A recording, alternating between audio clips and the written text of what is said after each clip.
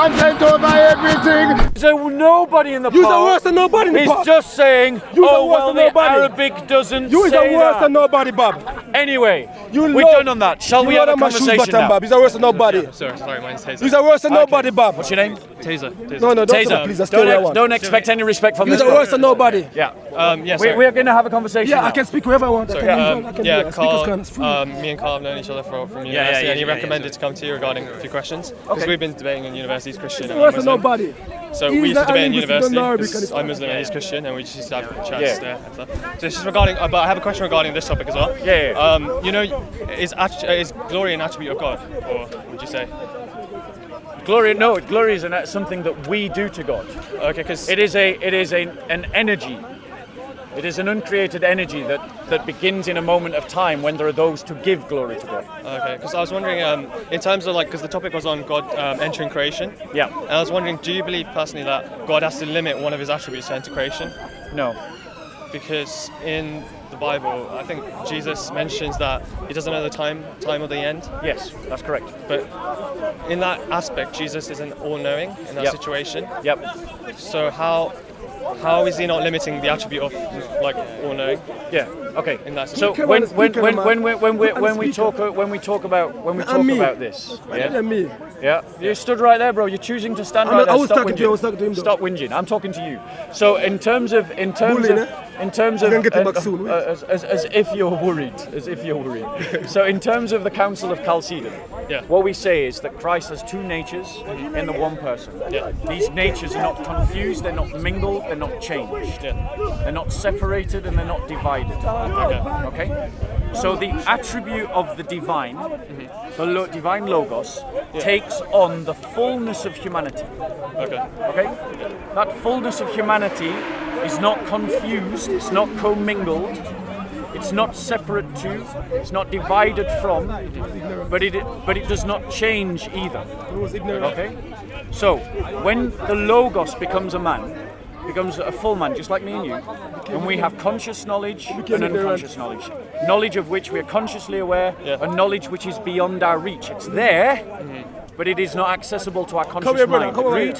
Yeah. That's how humans operate, right? Yeah. And this question about the not knowing the day nor the hour, falls into that category of knowledge that is present but not accessible. Now, let me finish. Yeah, because it says in Scripture, it says in Luke that Christ grew in wisdom and knowledge before his parents. It says in the book of Acts that Christ came to reveal times and seasons. So that which was relevant to what he came to do in his earthly life is what was the accessible knowledge to him. As God, as pure God, he knows all of physics. But obviously, we Christians aren't going around saying Christ knew the theory of relativity 2,000 years ago. But God the Son. Do you absorb what I've said? Somewhat. I'm saying that that knowledge that was not relevant to his earthly ministry is placed within his unconscious. But it's not accessible, so that means he's not all-knowing, right? In the Son, in his form of being the Son. Yeah, by virtue of his humanity. Yeah. By virtue of his humanity. Yeah. But in that phrase, he says, "Nor the Son, only the Father knows." Yeah. And the Son is fully God according to Christianity, right? Correct. So but how can he be fully God when he can't access knowledge? Right. Ignorant of something. So what we've said, is that Christ becomes fully man. Yeah. When Christ refers to himself as the Son multiple times in his earthly life, and he's talking about the fullness of himself. Okay, so it's not that we separate out this term just to refer to his divinity. It refers to his person, the one person of Christ. Are you saying that's a dual thing? When he's saying the Son, he's not just There's talking about one God the person Form, he's talking about within two natures that operates through two natures. Those two natures operate. So that means that when Christ had a humanity, he had a conscious knowledge and an unconscious knowledge, just like every human being here does. Those things that were not relevant to his ministry on earth were not accessible to him. That doesn't mean that knowledge has disappeared. it doesn't mean that knowledge is not something present there with him. It just means that by virtue of his humanity is not accessible at that moment. Because they don't know then. I will be lying then. You must say I don't want to tell you now. Sorry, that's different. Is it okay if I transition to the question that I had? Yeah, of course. Because it's kind of related to like God the man and God the Son. I just want to bring it out. Yeah. In the book of Acts, after the resurrection, the apostles asked Christ this. So when they had come together, they were asking him, saying, "Lord, is it at this time you are restoring the kingdom of Israel?"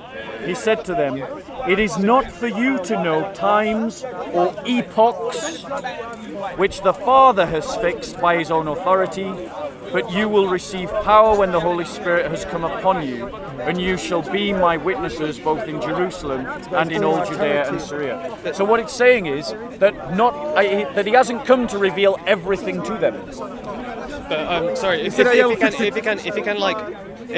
God the Father can put restrictions on God the Son in that specific... It's not that God the Father has placed restrictions on God the Son. By virtue of his humanity. By virtue of his humanity. Yes. But by virtue of humanity, he can access less information and more. So basically, by virtue of his humanity, can he forget that he's God? Because humanity has the ability to forget. Yeah. And by virtue of his humanity, theoretically, he can forget that he's God himself. By so virtue, that can mean that as a hypothetical question. Yeah. As a hypothetical question, I'm going to entertain it in all seriousness. Yeah. But so say that could possibly mean that, like, for example, Carl could be God. It's a good hypothetical question. Because that can mean Carl can be God. But for example, wait. Why can a Carl be God? No, I'm talking about my friend. Sorry. Carl. Yeah. So he could hypothetically be God, but he's just forgotten the fact that he's God because he's limited by his humanity. Well, this is a good hypothetical question, but we have to deal with what actually Christians believe about Jesus. We don't believe that Jesus forgot he was God. Yeah, but if the avenue is open there, like if the avenue of the ability to forget is open, yes, surely we can't just. Or rather, the attribute. This is not about forgetting, though. We're talking about something that is accessible. So this is not about forgetting. This is about what is accessible. But it could also not be accessible. The knowledge of knowing that you're God, by virtue of your. Would you agree that humans can grow into knowledge? Yeah. That humans do grow into knowledge. Yeah. Yeah. So in terms of Christ operating through his humanity, there has to be limits, right? There's a limited shape. Yeah. There's a limited lifespan. Yeah. You're born, you die. Christ is operating through his humanity. If you're a good human being, you pray to God. Yeah. The Son prays to the Father. He's operating through his humanity. He has to have limits of knowledge. So in terms of those limits of knowledge, we've got to be clear, it's not that that knowledge is not present. That knowledge is present in the person of Jesus. It is just not accessible by the virtue of his humanity. I have a similar question. I'm not talking to him, bro. I have a similar question. I'm asked. Bro, he's just going to stop being rude if you let him into this conversation, and you will lose this conversation. Give me a good conversation. No, I'm not being rude. You will be. He's demonstrated he's being rude. Bro, I'm going to give you this choice. Bro. You got a choice. You talk to me or you talk to him. What do you want to do? Is it possible that the man side? So we're going to talk. Carry on. What was your point? Is it possible that the man side didn't know that? Don't be intimidated by this guy. Didn't know that the God side know that. In terms of this.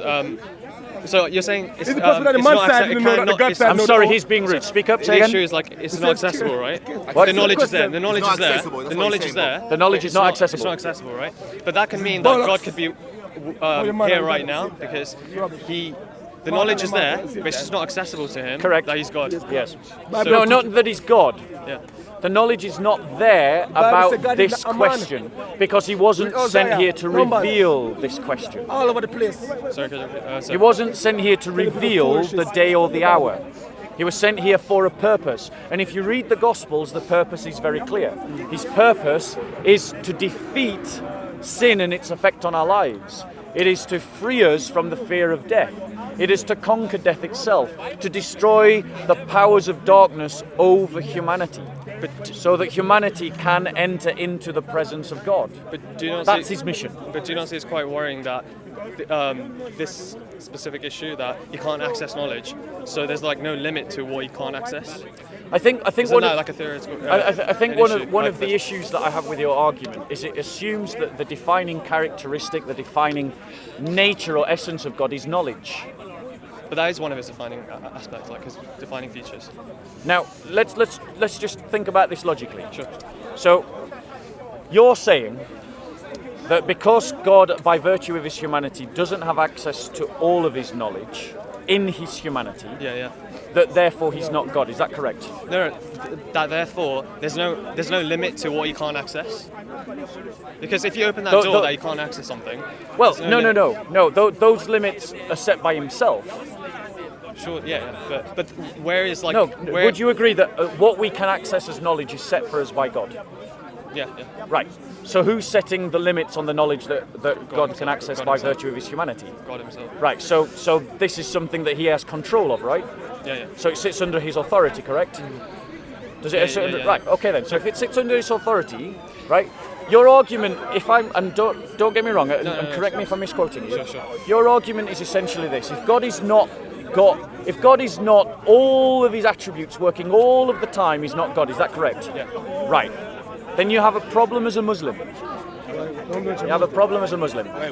Right? So now you're going to see what Salafism looks like. So, see what I mean? See what I mean? So, do you agree with his behaviour? Sorry. Do you agree with his behaviour? It's different from me. I mean, like, I know I'm asking you, do you agree with his behaviour? No, because it's different. I know you. I know you. Do you agree with his behaviour? I say you're different from me because do you disagree? You don't know him, do you agree or disagree? He's a rude guy, so he deserves rudeness. I don't want to. It's too nice to comment. Yes. It's too nice to He's a comment. rude guy, so It's too nice to comment. Do you think he's Bobby's being not a rude nice right now? guy. No, it's just his passion. Bobby's not a nice It's guy. passion. So when a Muslim is being Bobby's not rude nice to a guy, Christian, it's just Bobby passion. coming to Christian cry out, another white guy. Bro, I mean, like, shame on you, I was here last. I was here shame on last. you. Go watch YouTube and see Bob following another. No, watch YouTube. You see this guy following another white Christian guy around, calling him everything. Let's come back to. He's not a nice guy. Let's come back. So I don't have to be nice to him. Am I being nice to you right now? Yeah, I can't comment on That's something. him. That's for him. It's fine. But I don't have to be nice to you. I don't have to be nice to you. I'm deliberately not being nice to you. You're being rude to everyone. No, I don't be rude to everyone. I'm just having a conversation with this bro, but if you hang around, I'll definitely take your question. I was so nice with him. But Bob, I don't know. Sorry, I just had a So no, my point is to you. As a Muslim, I'm not just when you go to the temple. you believe in the 99 attributes of Allah, correct? Just go to the temple. One of those attributes is mercy, correct? You know, just get angry to sometimes. Can you give me an example of mercy that is not a transaction? You just get angry sometimes. It's in the Bible. okay. So, Bob, you get angry, Bob. So there's an example in the Hadith where someone says that they want to access heaven through their own works. I'm sorry? They want to access heaven through their own works. So like through their own deeds, they want to access heaven. And God doesn't. God, like basically, no one can access heaven without God's mercy. It's not dependent on your works. I'm sorry, I can't hear you over this guy. You're too quiet and he's too loud. Bro, you're going to have to speak up. Yeah, so, let's move away from this. No, but he's a Christian. He must keep that. I think he can.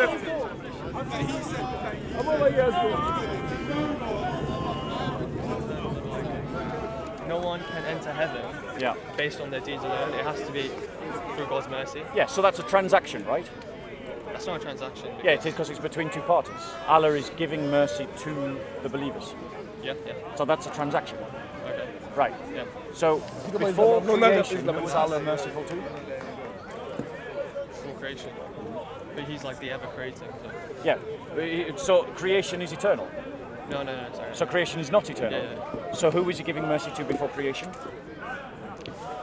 In terms of like, I don't want to comment on something My point is that within Islamic doctrine, you have the idea that the attributes of God are not in operation. Are you saying like because there was no one? Allah is merciful, right? Yeah. He's never That's telling his us character, but he's not merciful until there's someone to be merciful to. But surely the act of creating, He's a mercy. like the intention he had of the act of creating is a mercy, because he's going to But provide that's a mercy. transaction. My point is, before creation, who is he merciful to? Who's merciful? Like, Who was there to be merciful to before he created anything? I mean, I don't want to comment. Was he being merciful to himself? I don't want to. What did he do wrong to be merciful to? The intent was there to create. Right. Allah always, the scholar says Allah always create. Yeah. Allah eternally create. Yeah. That's why it's created. So do you believe that creation is eternal? not. So you're pantheist? No. I wanted to, but surely, like what I was mentioning before, opens the door to pantheism in regards to like if God can't access knowledge. So let me bring it back to the incarnation, because I'm not trying to run away from the topic. Sure. My point to you is that within Islamic Tawhid, within the doctrines of Islam about what you believe about Allah, you have the idea, nascent within your own beliefs, that the attributes of God are not always in operation. They are there, they are present in Allah. Allah is merciful, but his mercy is not in operation until he has something to be in operation too. That's not true. Now, within the incarnation, the knowledge of God is present, but it is not in operation. That's not our doctrine, that's lying. You get that? Yeah, Allah mercy always active. Next question. Yeah, sorry. Allah mercy always active. Regarding, do you believe God the Father and God the Son have the same will? God the Father and God the Son have the same will. This is a question that I'm just starting to dig into. Okay. That's not part of my religion. We believe as Christians that in the incarnation, Christ has two wills. A human will and a divine will. Yeah. Okay? And that the divine will is always to do the will of the Father. Okay. So, and the human will that we see, like for instance in the Garden of Gethsemane, where he says, Father, if it is your will, remove this cup from my hand, but not my will, but your will be done, is an example of the human will with the Son's divine will. The human will against the Son's divine will. No, it's not against. It's not against. The church condemns that as a heresy. We don't teach that. The human will. The human will is conforming to the divine will, which is what a perfect human being should do. The perfect human being should conform their will to the divine will. So I just wanted to, in terms of the Garden of Gethsemane, that is a conversation. I just want to clarify this for myself. That is a conversation between Jesus, the human, with Jesus, the divine Son. No, not Jesus, not the divine Son with the Father. No, so that is a discussion, because the thing is, your line of argument presupposes two persons there. We don't believe in two persons, we believe in one person. Okay. So Jesus is speaking to the Father.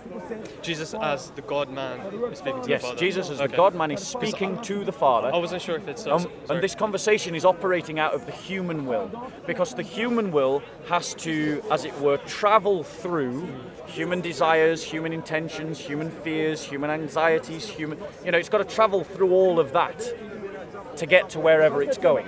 You've got to make a choice, but you make a choice through time and space and circumstance and, your own mind, your own fears, your own needs, your own desires. Me and you might want to talk to one another, but if one of us really needs the toilet, our will to stay here and talk has got to travel through that need. Do you know what I'm saying? So when Christ, the one person of Christ, is saying, Father, if it is your will, remove this cup from my hand, his human will is travelling through very human fears and very human anxieties about the upcoming crucifixion, to arrive at that perfect submission. It corresponds with and cooperates with the divine will, which is what every human being needs to do. So it's not... Because I was thinking, like, this was my understanding of the passage before you mentioned this. But my understanding was it was either God the Son speaking to God the Father, saying, if not my will, your will be done. That's incorrect. Sorry, say that again. It was God the Son speaking to God the Father, saying, if not my will, your will be done. Yeah, it is God the Son. But you've got to remember, when we don't make a division between... I'm separating the... what we're saying is you don't. Okay. You don't confuse the natures. You don't mix the natures. You don't change the natures, but you don't separate the natures. Because if you... Okay, yeah. Because I was thinking... Because in the one person of Christ operates through both divine and human nature. So let me give you an example of what that looks like, particularly about death. Because obviously this is a big contention. How can Christ die if he's God? Yeah, it's a fair question. It is a fair question. It's just being mutilated by Muslims who don't understand Christian theology. We say that both the human and the divine nature pass through death. But the way that they respond the way that it affects them is different according to their nature. So, for example, if I get an iron rod and a wooden rod and chuck them both into a river, the iron rod will sink and the wooden rod will float over the river. They've both gone into the same thing, but they have behaved totally differently. One passes over the top and the other one sinks to the bottom. And so it is with the human and divine nature, at death, and in many of these questions. The death affects the human nature, it kills it. But the divine nature passes through death unblemished, untouched, uncorrupted by it, unchanged by it. Sorry, just in regards to regarding Gethsemane. Yeah. The human nature, the God-human nature of Jesus is going against. Was originally against the will of the Father, right? In that specific. No, not against. Not against, but it was never against. Was not aligned with the will of the Father. No, it was. No. You misunderstood me, so I'm going to try and break it down for you. It's not against. Yeah, he's asking a question. It's appropriate to ask God questions. But he says, "If not my will, your will be done." So they have a difference of wills. No. Hold on 1 second. No, that's not what that passage is saying. Shall we go to it? It's in Luke. Sure. Yeah, because the thing is, people always get stuck on that bit and they forget the bit that comes a bit later on. Okay. Yeah. Because I was thinking, I was just going to present my what I was going to say. If that's okay. But, It would have probably been attacking the wrong thing. Sure, go on. But no, go on. If the Son's will is, if the human nature's Son's will is against God the Father's will, it's kind of a human sacrifice in a way, because the human nature of Christ is being taken against its will by God the Father. Right. Sir? A bodily sacrifice. Yeah. So he's being sacrificed as a human sacrifice against his will. So let's read it. And he came out and proceeded, as was his custom, to the Mount of Olives. And the disciples who followed him, when he arrived at the place, he said to them, "Pray that you may not enter into temptation."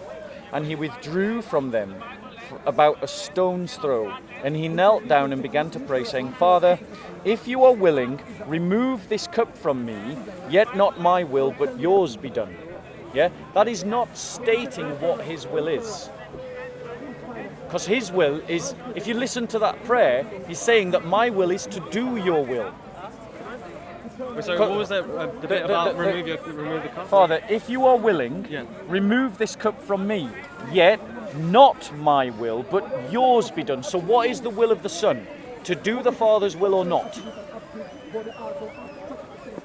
But why would he ask the question? Why would he entertain the possibility of removing the cup? Because if he has the same will. I will definitely answer that question. Yeah, sure. I am not going to avoid it. But would you agree with me that passage shows that the will of Jesus is to do the will of the Father? Because he's submitting to the Father's will. He's saying, "Your will be done."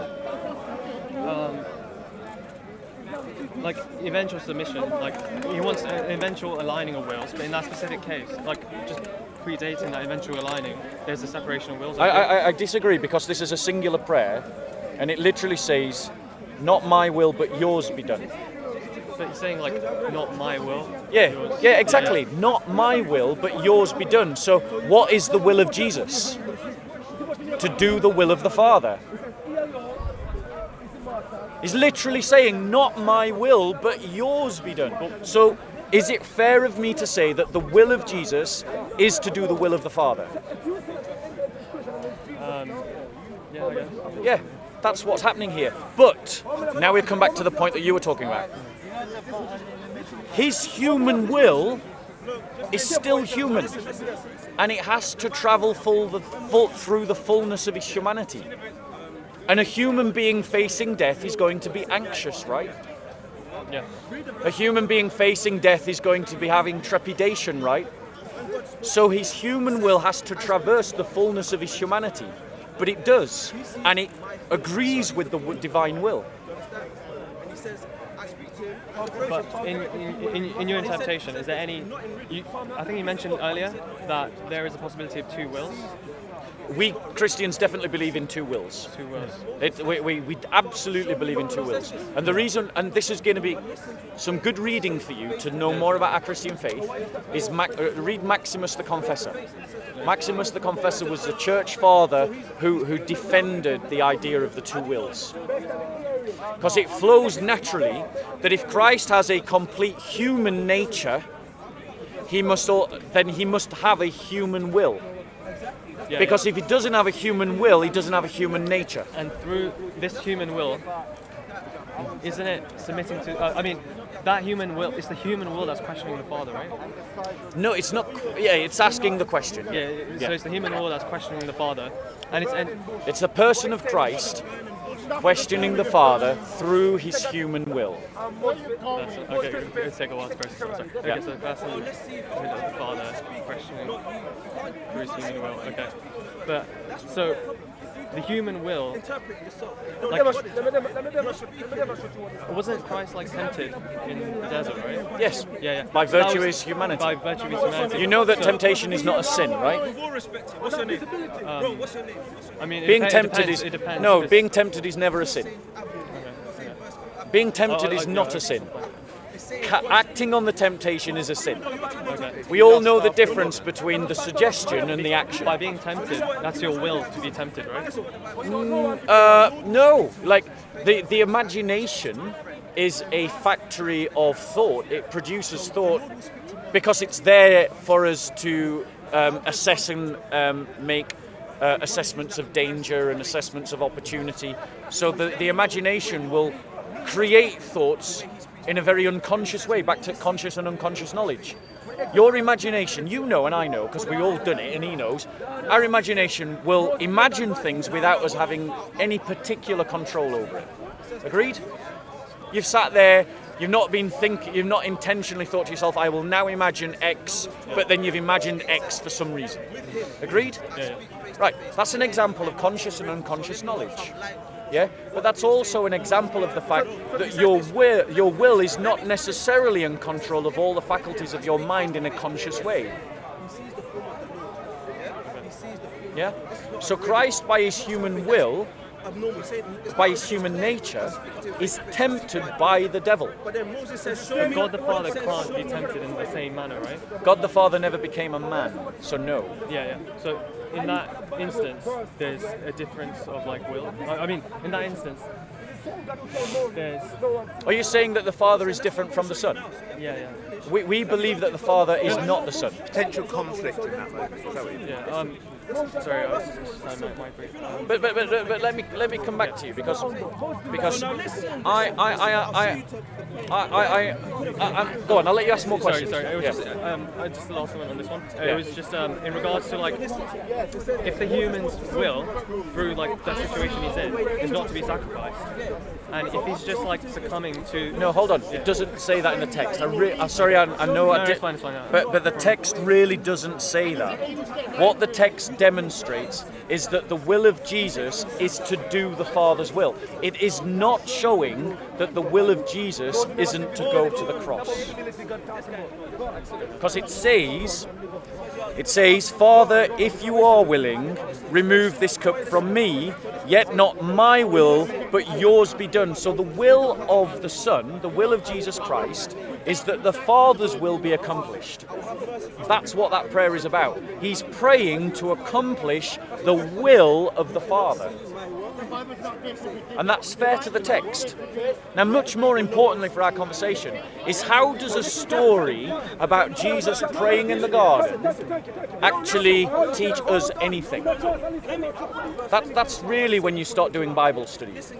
When you go beyond these kind of silly, and you're not making them in a silly way, you're sincere, I get that. But lots of the Dawah team make them in a silly way. But it's how do we then go beyond the simple text to applying it to our lives? Because what's that's demonstrating is firstly that a perfect human being is one who does the will of God before anything else. That should be our prayer. Not that our will should be done, but that God's will should be done. That should be the prayer of every Christian. That should be the prayer of every human being, to do God's will, right? But also what it shows is that we can lift before our Heavenly Father all of our anxieties, all of our stresses, all of our pressures, all of the things that we're struggling with, all of our worries, even our worries about the things that we know God is calling us to. Because we Christians believe in this idea of vocation, the idea of calling. But that doesn't come anxiety-free, trust me, I know. Right? Anyone who's trying to follow a vocation will suffer anxiety. And we can lift our anxieties before the Father. And what it also means is that God is free to do with us what he wants to do, even if it means our death.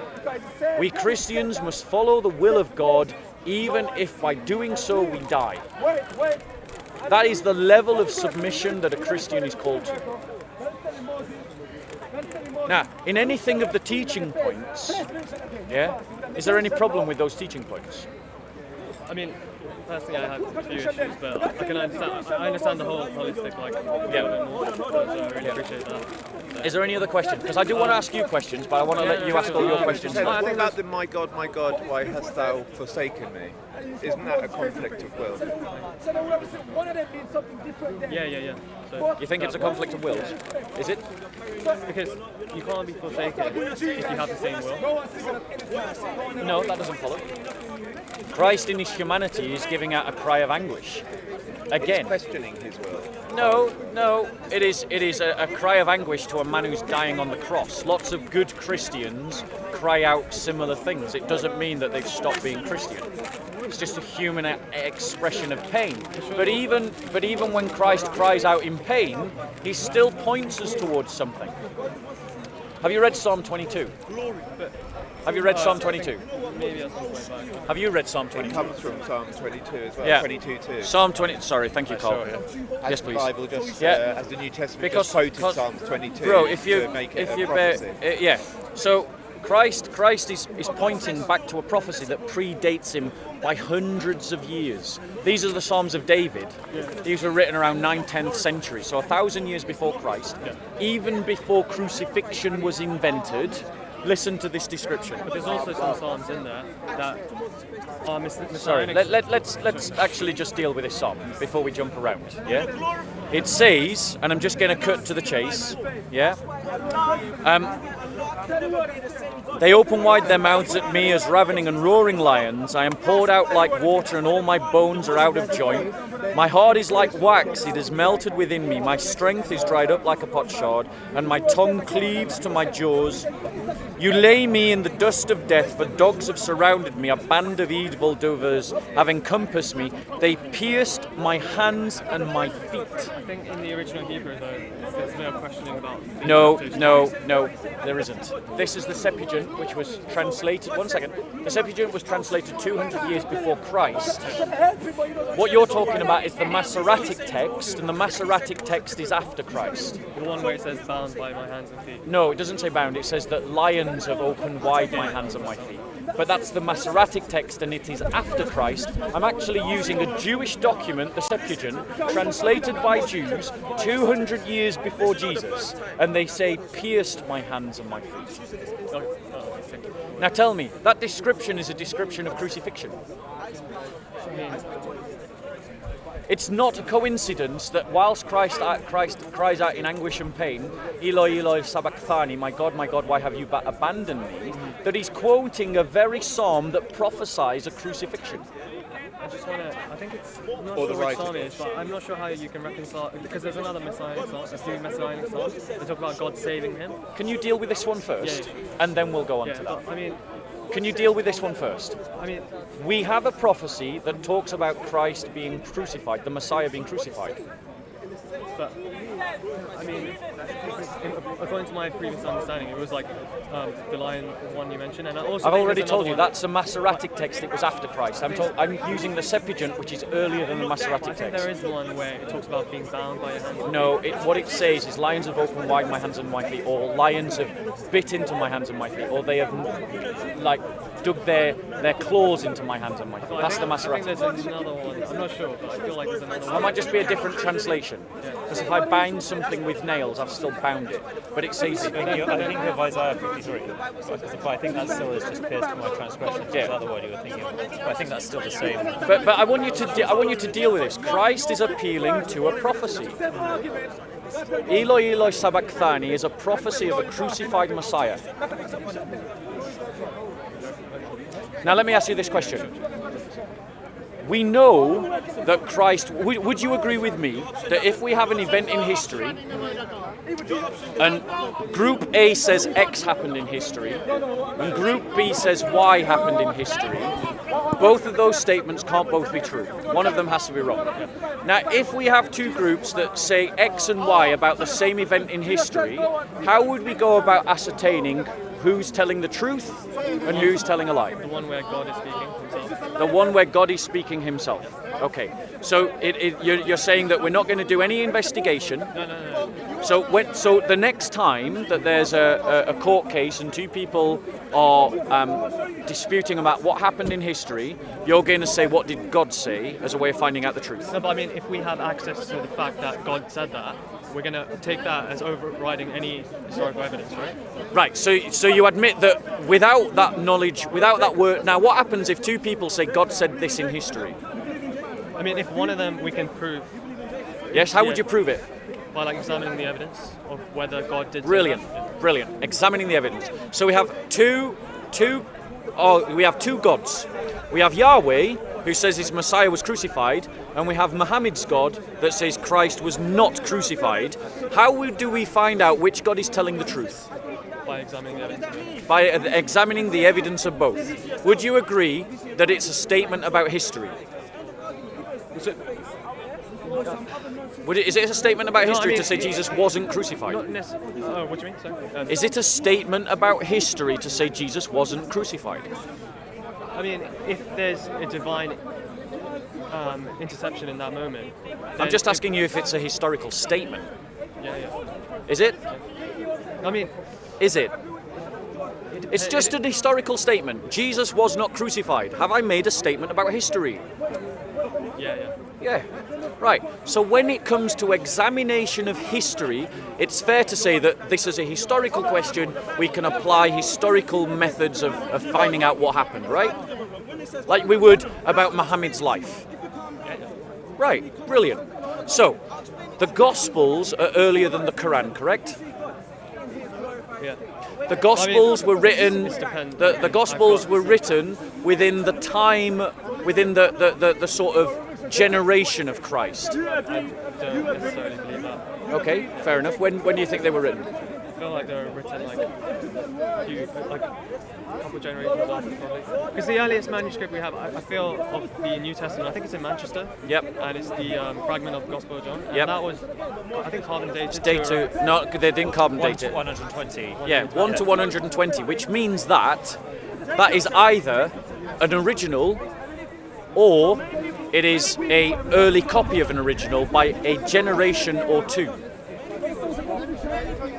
But there's nothing in that statement, in that section, because I've visited it. Yeah. There's nothing in there that contradicts the Quran. So. No, but hold on.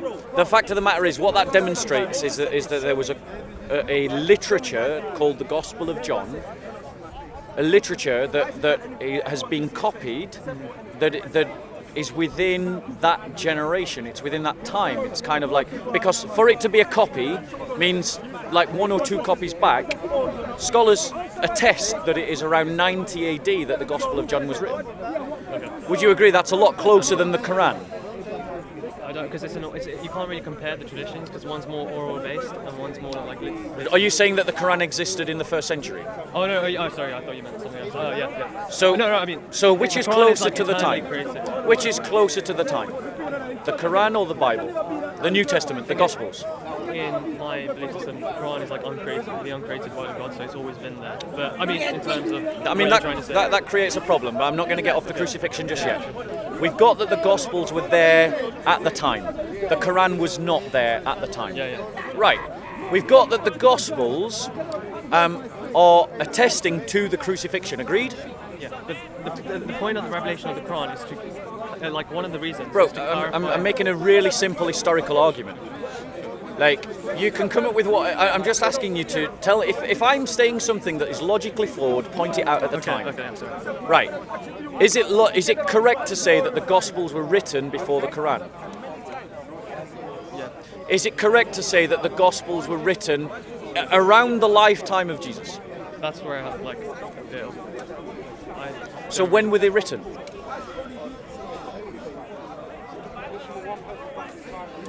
I thought like the earliest part of the New Testament is like the letters of Paul. It is. Yeah.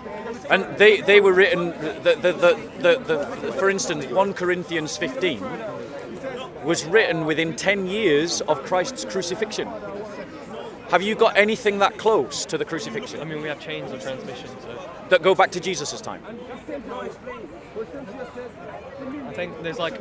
So you've got a narration about Jesus not being crucified that goes back to Jesus' time. You can show me all the links in that chain. No, I can't. So I'll ask you again. I don't know. So we have Paul's letters that talk about the crucifixion of Jesus that were written within 10 years of the actual event. Do you have anything that close? What I'm saying is... It's a really simple question, bro. Do you have anything that close? At the moment, I can't say I do, yeah. You know what the real answer there is? The real answer is no, you don't. Like we both know the Quran was written in the 7th century. That's 600 years later.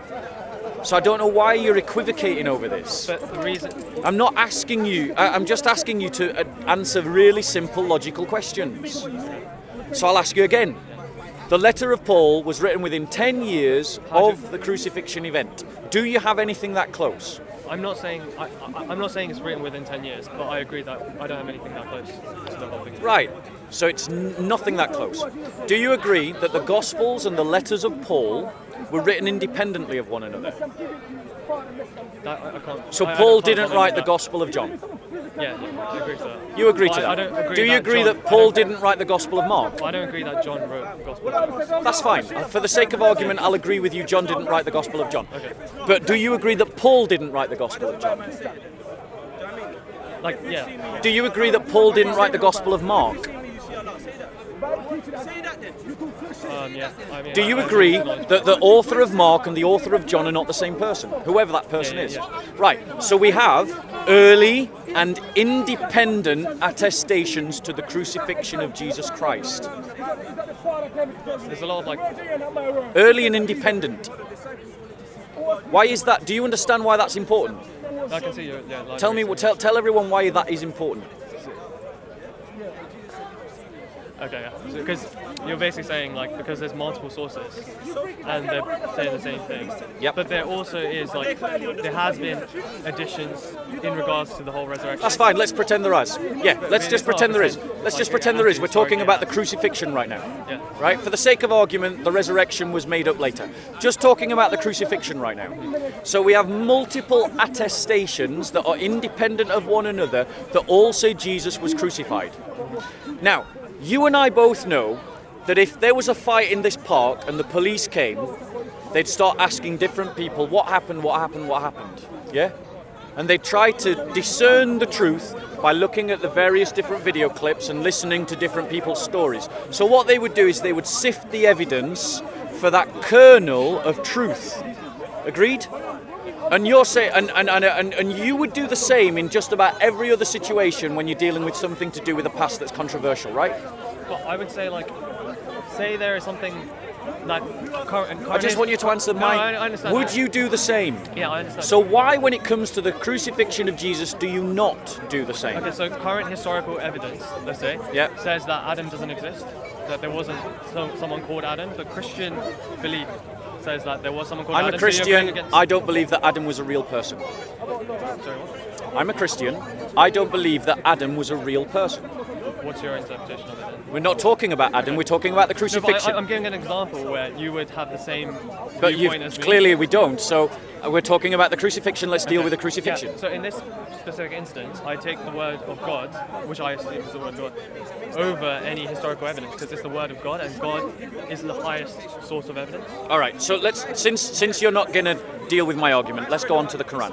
No, I'll deal with it. Okay, so possibly, according to current historical understanding, the crucifixion is more likely scenario or whatever. Right, which means that the Quran is making a statement that is contradicted by all the available evidence, right? I don't know enough about the crucifixion to say all the available evidence. But, yeah. Well, all the available evidence says that Christ was crucified under Pontius Pilate. Show me any evidence that says otherwise.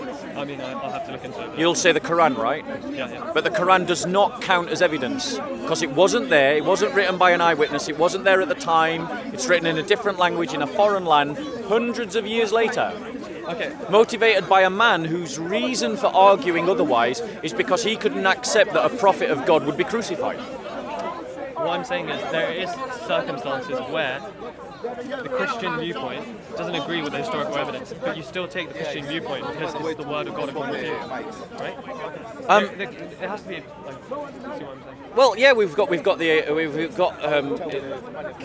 historical construct about Israel conquering the land of Palestine. Yeah. But actually, I'm not one of these biblical fundamentalists who say that I have to believe literally in every part of the Bible as written. That's not how I understand the Christian faith. Okay. But let's come on to the Quran because it's relevant back to the incarnation again. Okay. Yeah? Are they still picking us up? Yep. Yeah. So back Sorry, to I'm taking to myself. No, you're really not. You're really not. And I appreciate talking to you because you sound sincere and you sound genuine. And actually I come to the park to speak to people like you, not that guy. So coming back to the Quran. You would say that the Quran is eternal. Yeah, of course. So it shares in the divine attribute of eternality, right?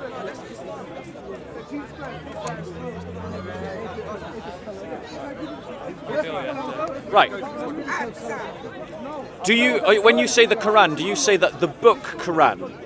No. What are you saying is sharing in the speech of Allah? Right. Is eternal? Yes. Okay.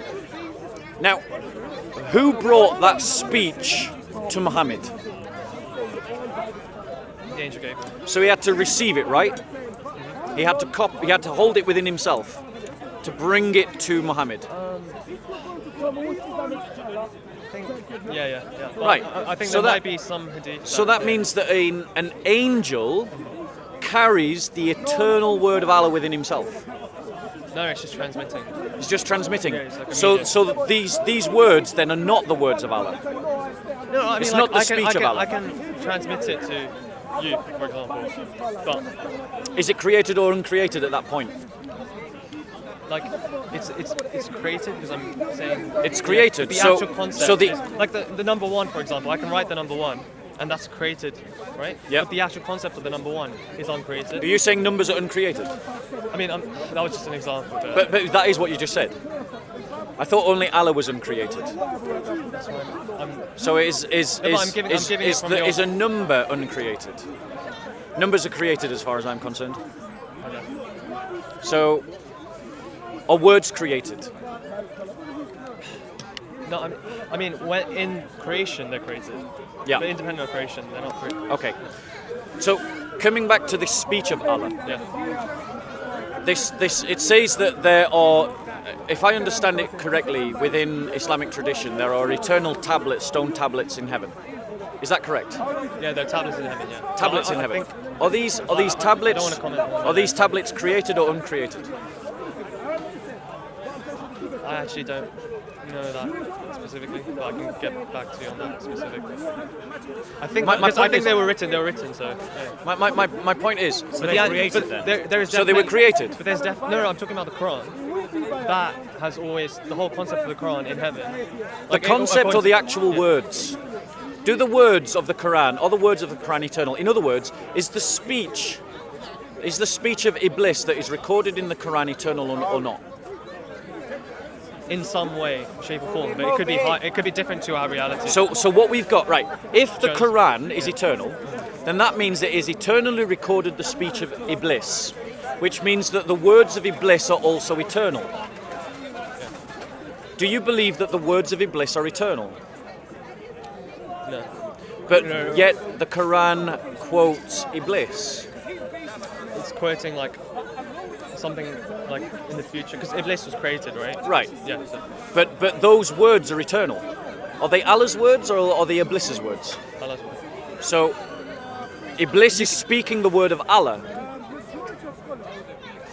But you can talk about a situation in the future where, do you see what I'm saying? Like, you're saying it's what, prophecy? Yeah. But my point to you is, if those are actually the words of Iblis, then that means that Iblis's words are eternal. If they're actually the words of Allah, then that means that Iblis is speaking the word of Allah. But that's like saying, okay. Do you believe that Iblis was speaking the words of Allah at that point? No, I'm saying that's words. Like, you can, let's say there's a hypothetical character I create in the future, and I say that character says this. That's not necessarily his words. Do you see what I'm saying? But that's what I'm asking you. Yeah. Are these the words of Allah or the words of Iblis? I mean, according to my current understanding, it's the words of Allah that he's like attributing to So Iblis spoke those words of Allah. No. So he didn't speak the words of Allah. So these are the words of Iblis then. It's like I don't really see. My point is, if you're saying that the Quran is eternal, then everything that's recorded in the Quran is also eternal. Yeah. That's a problem, because there's speech of created things in the Quran. Yeah, but those created things don't necessarily have to be created for there to be speech recording an uncreated thing. So my point. So my point to you is that in terms of the attributes of Allah, Allah's attributes enter into creation according to Islamic doctrine, because Allah is either Iblis is either speaking the words of Allah or he's speaking his own words. If he's speaking his own words, those words are eternally the words of Iblis. If he's speaking the words of Allah, then Allah's words have entered creation. I believe the second statement, but I don't believe that they've entered creation. Because I don't see how you make that link. Because those words are eternal, right? Are they eternal or not? Okay, yeah. But those words by Allah are not the same as the words of Iblis. But they are. He's like quoting. So does Allah misquote Iblis? So Iblis said something different. Yeah. So Iblis did say those words. Iblis saying it is not the same as when God says it. Do you believe that these accounts? Do you believe that this book is perfect? Not this translation, the Arabic. The Arabic. Right. So when Allah is talking about the dialogue, have you ever compared the dialogue of what happened between Allah and Iblis in the Quran? I've seen it. Yeah. Have you ever put them side by side to one another, synoptically? Right. It's interesting if you do, because they actually give different accounts of the same event. Yeah. Do you want to look at that? Yeah. Have you got a Quran? I think I might have a translation. So, sorry, this is just while you guys search it up. I was just wondering, do you believe Muslims worship the same God as No. the Christians? No. Yeah. No, I don't.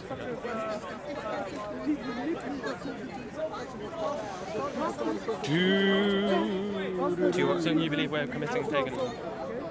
No, actually, I was just saying that to that guy because he keeps calling me a pagan. So you don't believe Islam is pagan? Do I believe that Islam is pagan? No. I don't believe it's a true religion, but no, I don't believe it's pagan. Because pagans believe in pantheism, and I know that Muslims aren't pantheists. Yeah. But I think it's a cheap shot. From my perspective, Christianity is pantheist because. Wait. Why do you think that Christianity is pantheist? I mean, I know you gave like quite a good explanation. If you go to Surah 2, Ayah 30 to 39, and I'm going to go to Surah 7. Go on. I know you gave quite a good explanation, and I'll have to like review it. I mean, is this video going up? Yeah, this video will go. I'll look at it like once more to like try and fully grasp it. But I still believe the whole attributes thing about if God can limit his like. You mean like Allah does when he's not merciful? I mean, I don't. Let's go back to that one. No, let's go back. Let's go back to that one. I want to drill that home because I'm not having you walk out of this park thinking that we're doing something wrong. Allah is merciful, right? Who is he merciful to before creation? Just the thought of him, like before creation, he had the intention of creating creation, and surely that's a merciful thing. My question to you, that's an aspect of knowledge. Who is he merciful to? Because mercy is a transaction. You know the quickest way to disprove my argument? Give me an example of mercy that isn't a transaction. Just the fact that he's created so much beauty in nature. Creation is a transaction. Give me another one. It's getting too long. I have to go, mate. One question. Okay, can I just deal with this brother's one question? Don't run away. I want to finish our conversation. One quick question. Right. I was watching video the other day Yeah. on this place. Yeah? I've heard you saying you're calling the Christians for martyrdom. Yes. Yeah? Yes. Against who? Christians should be willing to die as martyrs for Christ. For Christ? Yes, for Christ's sake. Right. No Christian will disagree with that. How? Why? How? We should be willing to sacrifice our lives for No, Jesus. and you said after that, you said prison, even prison. Yes. Huh? Christians should be willing to go for prison. So go and kill him. Did I say Other killing? people. Huh? Did I say killing? Sound like... Yeah. That's just your interpretation, bro. What's the martyrdom? What's the martyrdom? Martyrdom is dying for what you believe in. It's a witness. It's not going to fight or... A true Christian is willing to die for his faith. Full stop. What? How? So, If someone kills me, I'm willing to die for my faith. And imprison Christians for being Christian. Defend yourself. There you go, you see? You got it. Well done. But what are you going to do? You're going to kill other people. It depends on the circumstances. Here we go. Depend on the I tell you what, circumstances. if a Muslim said that, he would be in prison by now. No, brother. If someone tried to stab you right now, I would fight to defend you. And if I fought to defend you in the only way I could defend you and me is to kill the other person, that's what I would do. Go back to the videos and you will see. That's just your own interpretation, bro. Anyway, I've answered your question. Thank you so much. Dangerous for this community. I don't believe in wimpy Christianity. You are dangerous. I don't believe in You wimpy are Christianity. dangerous. You know that. What? Because I believe Christians should die as martyrs. It's not for me or for other people. You know what? Carl, you're Christian? Listen. Yes. Listen. Do you believe Christians should die as martyrs? I'm worried about the If children. the circumstance calls it, yes. There you go. I'm worried about the children. Find me a around you. Christian. Find me a Christian that doesn't believe in martyrdom. Okay. Find me one. Go find me one. I'm worried about Go the find me a children. Christian that doesn't believe in martyrdom. Listen, not me. Go find me one. Listen. All right. Anyway, I'm going to go back to my conversation now. go I on. ansed your question. Yeah. Right. So You're my lucky question you're not to in you. prison. Yeah. My question to you is this. Allah is unable to be merciful until there is someone to be merciful to, because mercy is a transaction. That doesn't mean that it's not within his character, it's not within his content. But what that does mean is that attribute is not in operation. Another example is one of the attributes of Allah that He is the creator. Yeah. Is creation eternal? No. So there was a point when Allah was not the creator. I don't want to comment on that because I'm not. No, I'm asking you to comment. Sorry. I'm asking you to No, comment. but I don't want to I don't want to go against. Is Allah following always a consensus. creator? Yeah, He's always a creator. So that means that creation must be eternal. Otherwise, what is Allah creating? Himself? Does Allah create Himself? But there's a possibility that there was creation before this creation. One second. So He's always creating. One second. If Allah is always the creator, what is He creating? His own thoughts? What aspect of Allah is being created by Allah? Possibly that. Yeah. So you're saying that Allah creates Himself? No, you're not saying that. Yeah, so let's ask a Quen again. It says that Allah is a creator. Who? What is He creating? Thank you.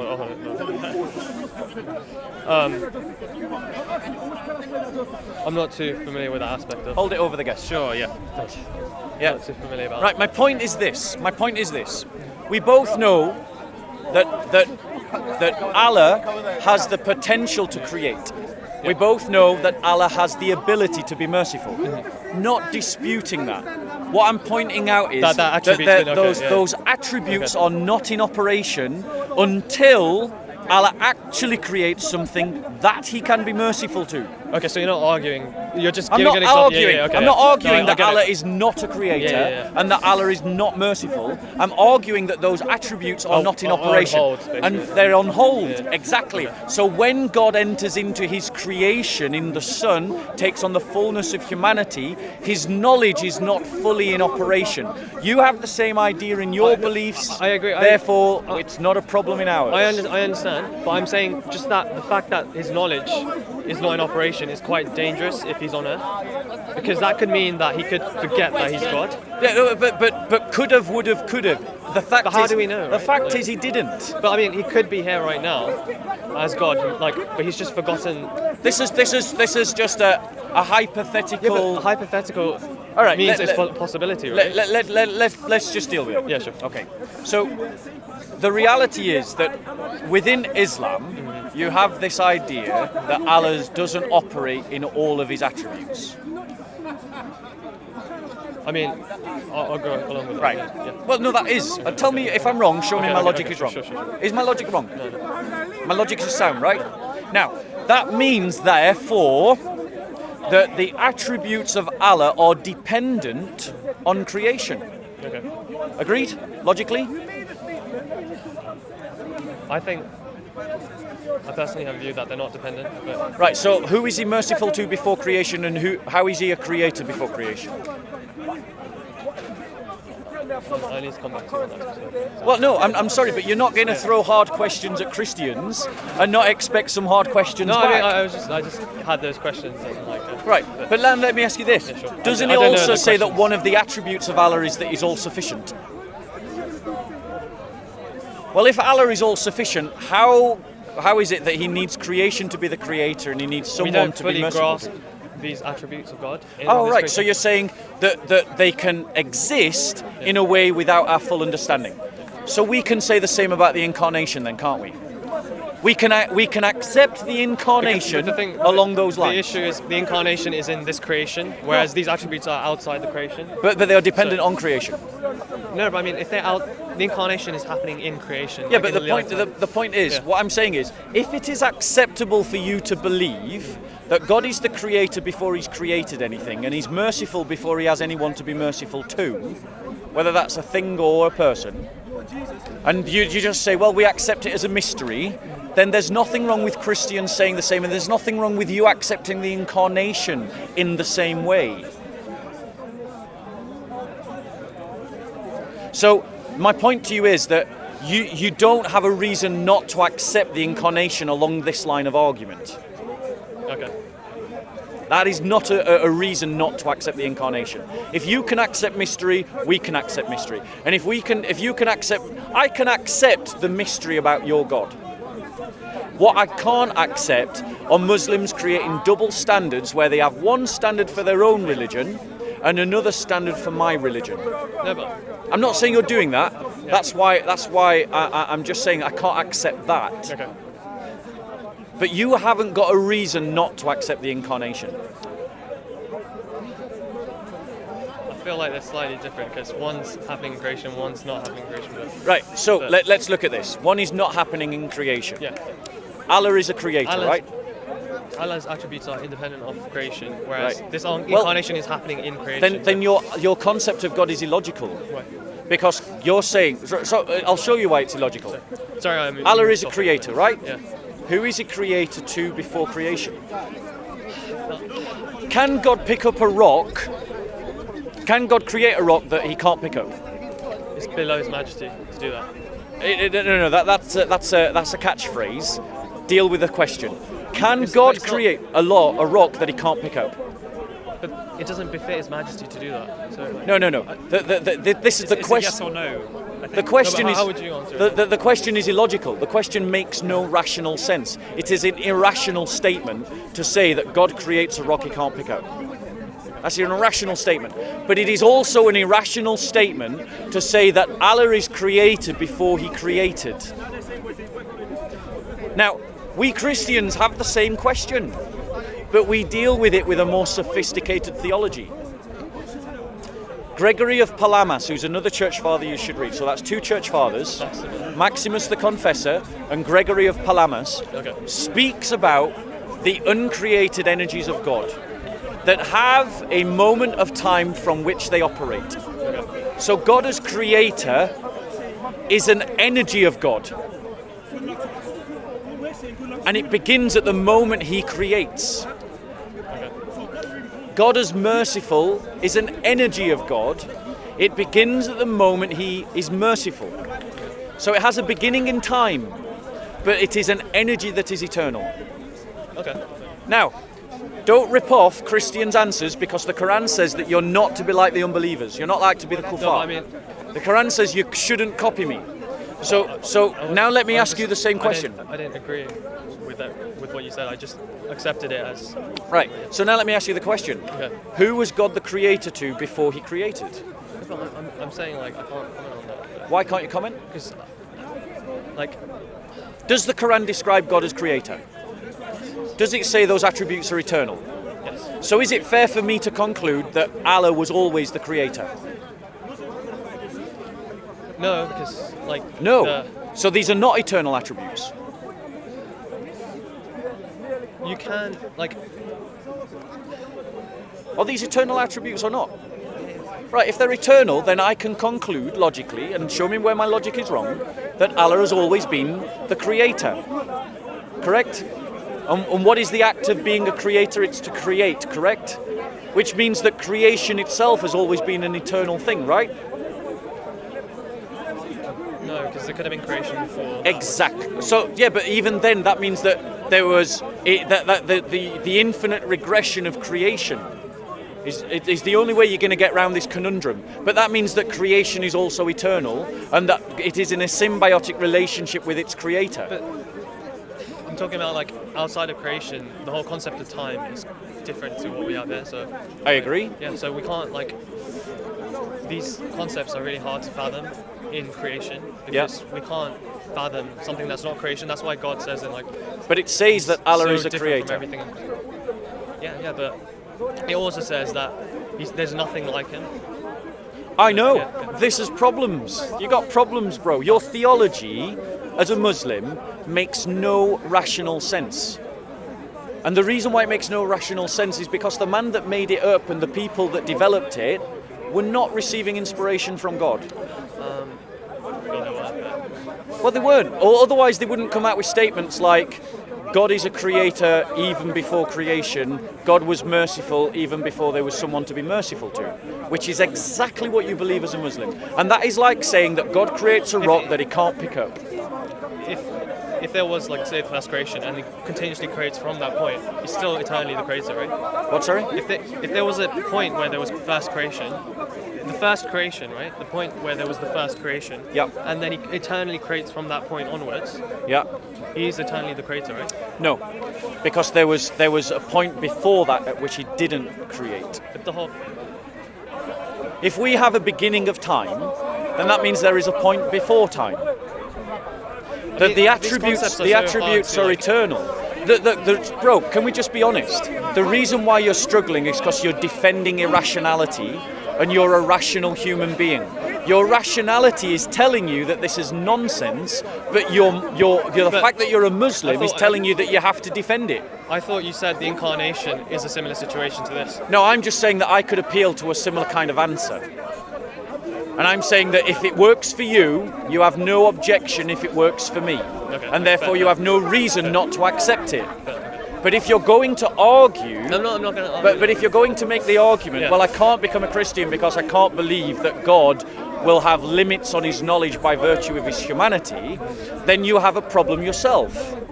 Because your belief in God is irrational. At least we have a rational explanation. We're saying that by virtue of his humanity, there is certain knowledge that is present. It's not gone away. It's not been destroyed. It's not been changed. It's actually there in the person of Christ. It's just not accessible to him by virtue of his humanity. Can we come back to the... Yeah, sure. Right, so you've got... I've got Surah 2, verse, is it 30 to 38? I've got Surah 11. Like, if it gets really rainy, do you want to go inside for a coffee? Yeah, sure. Like, we'll go to a coffee shop and continue. Yeah? So, I've got Surah 11, Surah 7, Ayah 11 to 25. Right. So this issue is to do with these... Sorry, what was this again? So this is to do with, like... So we're talking about the Quran being the eternal words. Yeah. And a perfect book. And a perfect book. And there are words in the Quran which Iblis says. Sorry, are you aware of the Mutazilites? Yeah. Do you feel the current Islamic version is better than that? Or? I think the Mutazilites had a more rational understanding of God than Hanbalis. I think the Mutazilites... The Mutazilites saying that the Quran was not eternal was a far more rational position. I feel the Mutazilites were going down the route that Renaissance Christianity has gone down, like where logic is appealing more. Like your logic is greater than the scripture, and when you interpret the scripture, it's through your lens of logic rather than the actual scripture itself. Right, well, let's just deal with the scripture then. So here is two accounts of the same event. Okay. Would you agree if two accounts are different, they can't both be right? Not necessarily. Well, let's see. Okay, so I'm going to read Surah 7, starting from verse 11, and we'll do it verse by verse. Okay. Until we get... So where do I start? Well, you start from Surah 2, verse 30 to 39. Okay, right. It is we who created you and gave you shape, then we bade... Yeah, just pointing out that shape there, according to the Quran, is a created thing. That's... Anyway, moving on. Okay. Then we bade the angels bow down to Adam, which is shirk, and they bowed down, not so Iblis, who he refused to be of those who bow down. Do you want to read your first verse? So is this when we told the angels bow down before Adam? Just read it, just read it from that. Okay. When we told the angels bow down before Adam, they all bowed, but not Iblis, who refused and was arrogant. He was disobedient. Allah said, what prevented thee from bowing down when I commanded thee? He said, I am better than he. Thou didst create me from fire and him from clay. We said, Adam, live with your wife in this garden. Both of you eat freely there as you will, but do not go near this tree, or you will both become wrongdoers. Would you agree that there's a chronological difference there? So this one is saying... This is one where Allah says, bow down to the angels. Yeah, and Allah is saying... No, bow down to the angels? Allah said to what prevented thee bowing down to Iblis? When I commanded thee, he said, I am, and then Iblis says, I am better than he. Thou didst create me from fire and him from clay. But in this surah it says... I think I'm familiar with this one. So we're going... Just read the verse, bro. Yeah. Bowed, when we told the angels bow down before Adam, they all bowed, but not Iblis, who refused and was arrogant. And then what did Allah say? He was disobedient. Adam, live with your wife in this garden. Right. So would you agree that there is at least a chronological difference here? We're gonna go inside, bro. Yeah. It's too rainy, so we're gonna continue this conversation in a coffee shop. I would not be able to film inside the coffee, as you probably. Yeah. I tell you what, so wrap up whatever, like this point, wrap it up here, and then you can carry on. Well, we literally just moved on to a new point. So we literally just moved on to a new point. Yeah. So this point, carry on. So okay. You know why? Because they're not gonna allow us to film. Inside. Okay, get to the words that Iblis says. When Iblis responds to Allah. Yeah. I'm not quite sure exactly you said the right.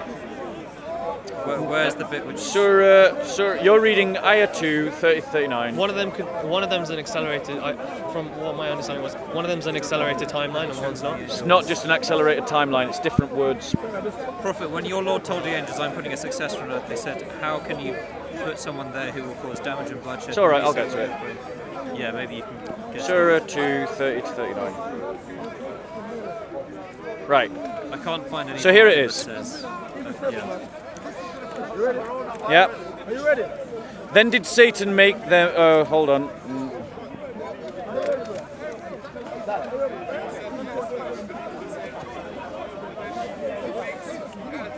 Do you know what? You're right. I did give you the wrong place. You're looking for 38. Let's go into a cafe. Let's go into a cafe. Sorry, guys. JC.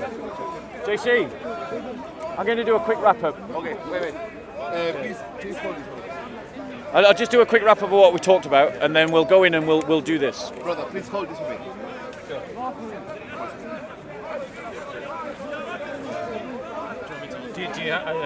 So, what I wanted to demonstrate is that Muslims have no legitimate objection to the incarnation. Their arguments about Christ not having full knowledge demonstrates the fact that Muslims have not taken the time to understand what Christians believe.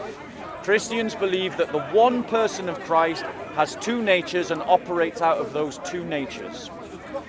And that within the operation of the human nature, the divine nature is fully present, but it is, as it were, constrained within the human nature. Likewise, Muslims also believe that Allah's attributes are constrained. Who was Allah created? Who was Allah creating before creation? But he is considered to be creator. That's one of his divine attributes, and it's eternal. Who was he merciful to before there was someone to be merciful to? That's an eternal attribute. But these kinds of statements saying that Allah is always eternal, eternally merciful, and he's always eternally the creator, are irrational statements. They're like saying that God can create a rock that he can't pick up. It is irrational beliefs, and that's why Muslims can't defend it.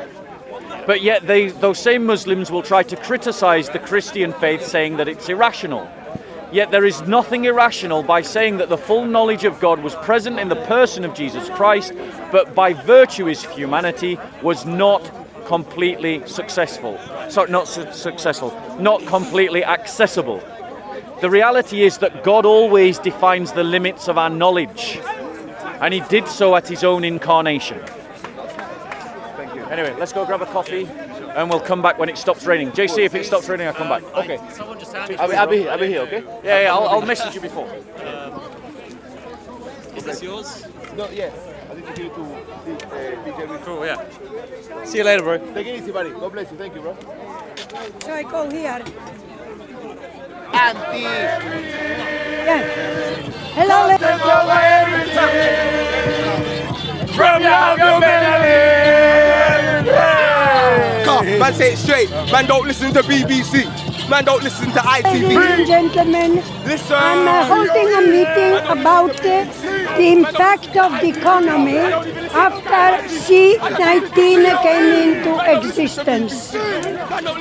What triggered the panic in the economy is the discourse of Donald Trump last Wednesday night, when he said that because of this danger spreading much quicker than it was previously thought, he is going to bail out mega businesses and mega corporations, bailing them out on the assumption that it will keep the economy going.